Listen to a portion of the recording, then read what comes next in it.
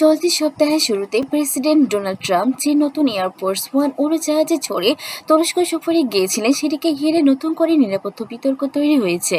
মার্কিন কর্মকর্তাদের একাধিক সূত্রের দাবি, এই বিমানটিতে আগের প্রেসিডেন্টের সরকারি উড়োজাহাজে থাকা কিছু গুরুত্বপূর্ণ প্রতিরক্ষামূলক ব্যবস্থা এখনও সংযোজন করা হয়নি। বিশেষ করে উড়োজাহাজটিতে উন্নত ক্ষেপণাস্ত্র শনাক্ত ও প্রতিরোধ প্রযুক্তি সম্পূর্ণভাবে সংযুক্ত করা হয়নি বলে জানা গেছে। ফলে বিশ্বের অন্যতম গুরুত্বপূর্ণ রাষ্ট্রনেতার সরকারি সফরে ব্যবহৃত বিমানের নিরাপত্তা নিয়ে প্রশ্ন উঠেছে। এই তথ্য প্রকাশের পর আবারও আলোচনায় এসেছে প্রেসিডেন্ট ট্রাম্পের সেই অবস্থান, যেখানে তিনি দীর্ঘদিন ধরে দাবি করে আসছিলেন যে বর্তমান সরকারি বিমান বহর অনেক বর্ণ এবং দ্রুত নতুন বিমান ব্যবহারের বিকল্প নেই। সেই কারণেই কাতারের কাছ থেকে উপহার হিসেবে পাওয়া বোয়িং 747 উড়োজাহাজটিকে যত দ্রুত সম্ভব এয়ারফোর্স ওয়ান হিসেবে ব্যবহারের উপযোগী করার উপর তিনি জোর দেন। জানা গেছে, গত 1 বছর ধরে মার্কিন বিমান বাহিনীর তত্ত্বাবধানে কাতারের দেওয়া এই বোয়িং 747 উড়োজাহাজটির ব্যাপক সংস্কার ও আধুনিকরণের কাজ চলছে।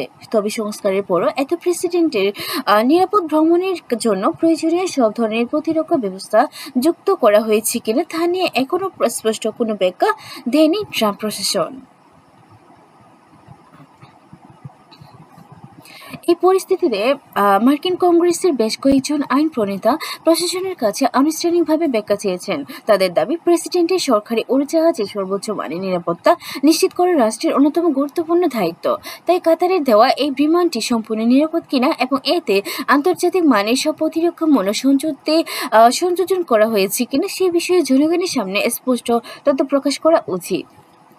বিষয়টি নিয়ে এখন যুক্তরাষ্ট্রের রাজনৈতিক অঙ্গনেও ব্যাপক আলোচনা চলছে।